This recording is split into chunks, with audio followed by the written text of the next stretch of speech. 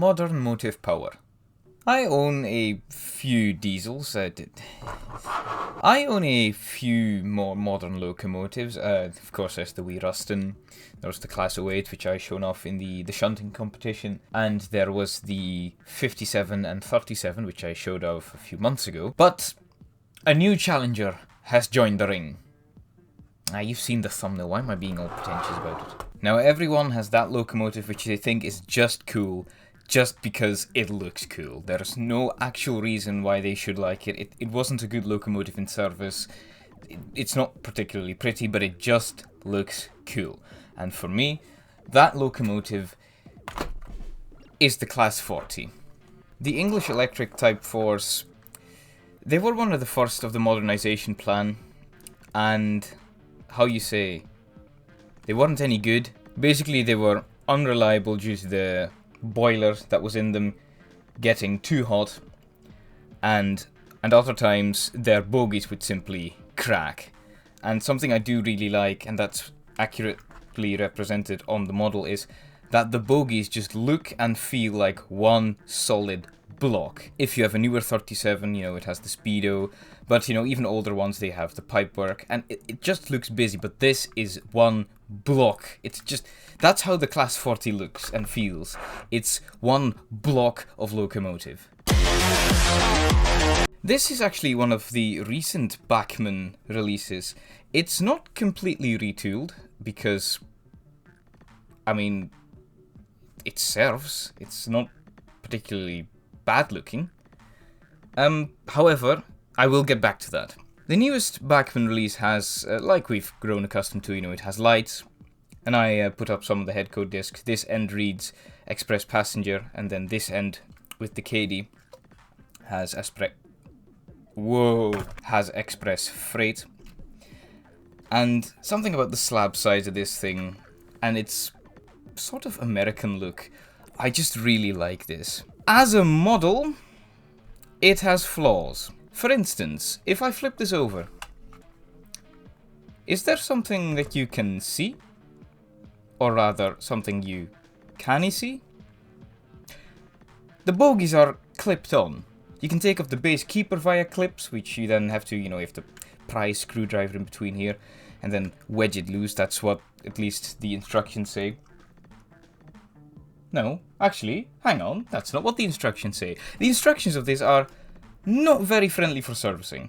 Like, they don't mention the fact that this is just clipped on at all. But also, the axles are just clipped in place. Sure, they have turned bearings, and that's all nice and good, but clips for axles on a locomotive, powered axles on a locomotive. Come on, Bachmann. Also, this one came pre-fitted with a driver, as you can see. Funnily enough, this one has the same faults that my 37 has, where if this has a DAPL decoder in it, because this is a 22-pin decoder, and you turn off the light in the cab, only this end, the number 1 end, lights up. At least I believe this to be the number 1 end with the fan anyway. Also, and now I don't know if this is prototypical, because I might have seen this on a picture or not, but I can't really remember, is when you're running this in the dark, and I'll show you that in a bit, the lights, the LEDs coming from behind the root discs, you can just see them behind the closed discs. I like Class 40s, so I bought a new one from Urban Hobbies when I was in Scotland, when Scotsman had a little accident. But I ran into the same issue that I had with the 37, where this thing is brilliant.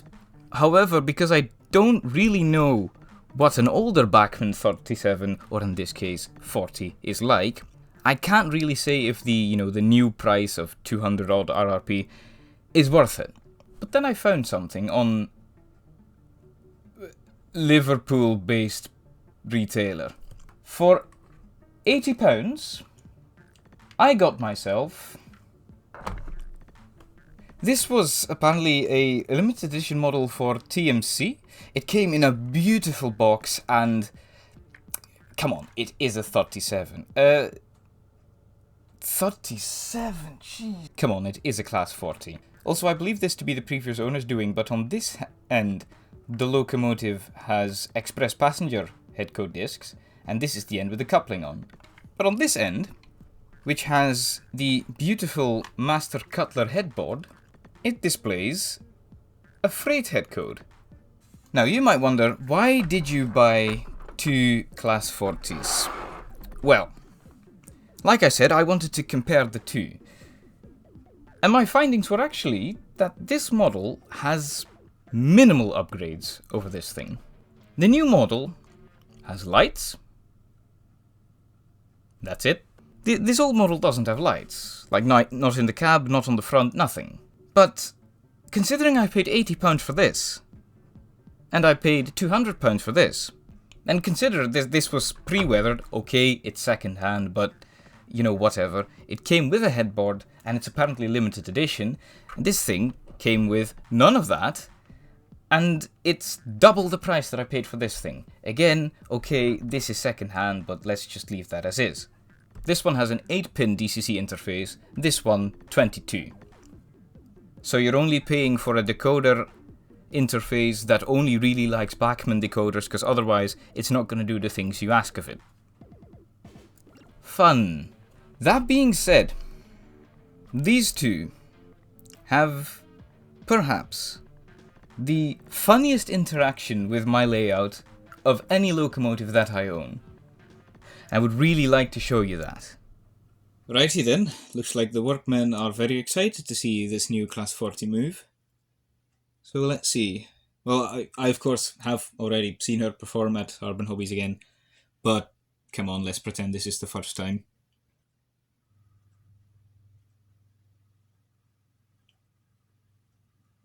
Ooh, that's very, very smooth. Ooh, hang on. One wheel's not making contact.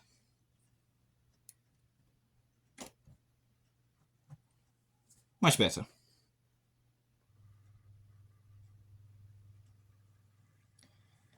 And for a locomotive that has not been run in yet,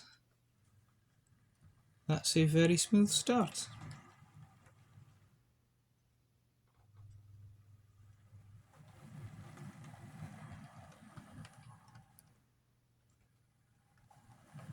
Does it have a flywheel, I wonder? No. No flywheel action. But that's okay. That is just fine. Okay, but I wonder what is half speed with this thing.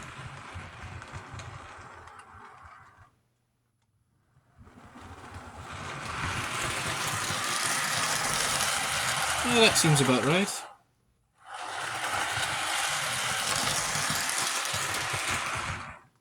Oh, did you catch the tail lights? Remember, this is on DC, right? So the tail light only goes bright as I turn the controller. Alright then, 30 minutes each direction, here we go.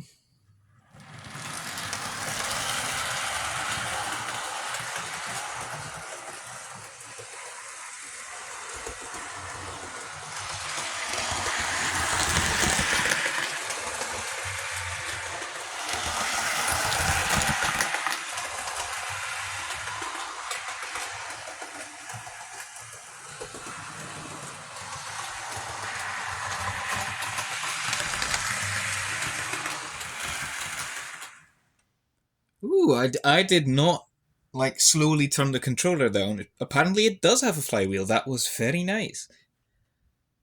It didn't do that when it was just out of the box.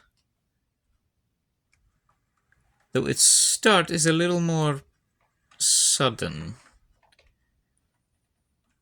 Though I guess I could change that with DCC fitting her, because, yeah, 40s, of course, notorious for their slow pickup of speed, so it would be very nice to give this one a very smooth acceleration.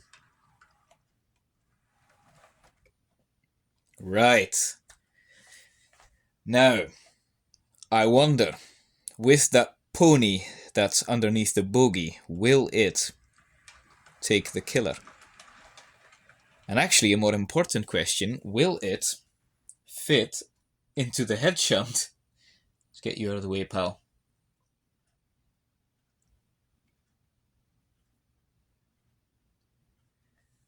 Okay, all the points are set correctly. Let's see what happens. Oh. Oh, dang it. Hey, huh? It re-railed itself.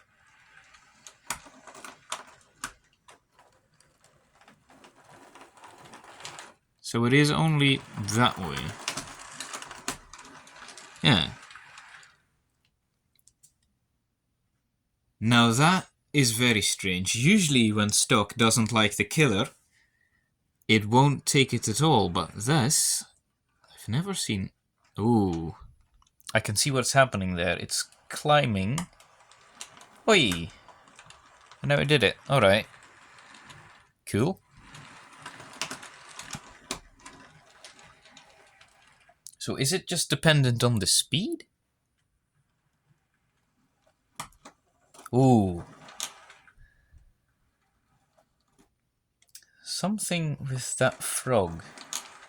What is it with that frog? What's happening there? I see what's happening. The pony doesn't swing all the way this way. So, because it doesn't do that, it hits the frog perfectly. Even when it looks like it's not hitting it. And then it re-railed itself on the point closest to you. What? I've never had anything like this before. But it just doesn't like that direction and then re-rails itself on the point. No, I've never had that before. Okay, interesting. So does it take the killer? Yes, asterisk. Okay. Right, for the weather class 40, I thought I filmed her from this angle. Now this one is secondhand, so I don't know whether she's been run in, of course. Now, when I first got her, that is what I did, because, you know, I can't be sure. But, I'm not gonna run her in on camera for this video, because, you know, there wouldn't be any point, because I would have already done it. So, got my power cab hooked on, so let's see. Now, I do know that this one is a bit noisier, and it tends to judder at certain speeds, so see if I can...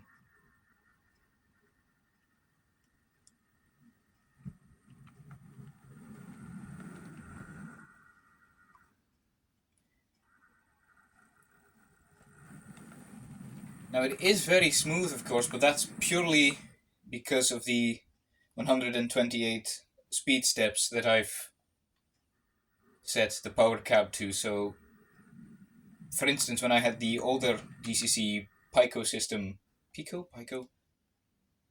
enabled, it wouldn't do such a smooth crawl. But you know, at that point, I'm just reviewing the DCC setup and the decoder rather than the locomotive, which I will do in the recent in the foreseeable future. Because I do think it's important when such a big upgrade causes a locomotive as well, elderly as this, to suddenly act very different.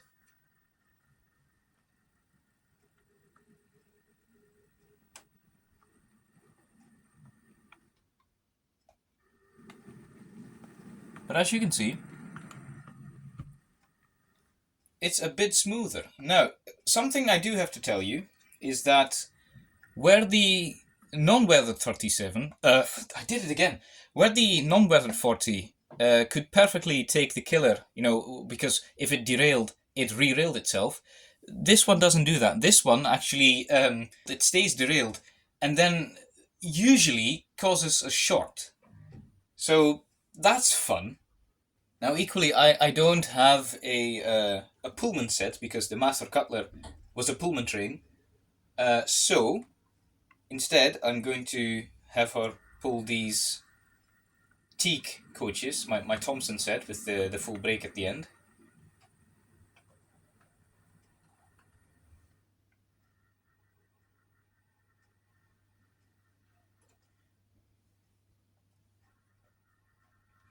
But because this one picks up slower than the other 40, yeah, the other 40, it does mean that she's a bit more suited to freight work, and, you know, coupling up is also very smooth for this one.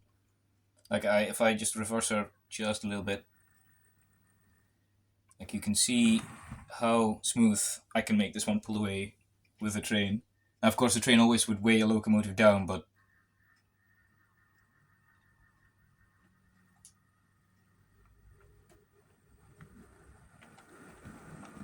thus it's just me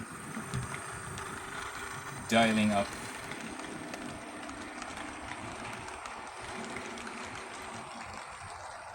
It's a beautiful runner, but, you know, it's a bit noisy and a bit slower than the other 40.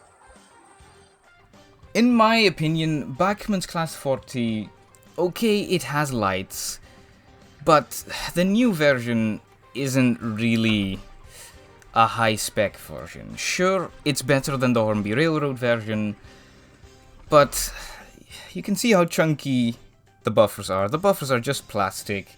You know, this entire thing is basically clipped together. I don't think this is worth it. For as much as I like the 40, I would have been much happier if I just got the other one and I didn't purchase this one beforehand.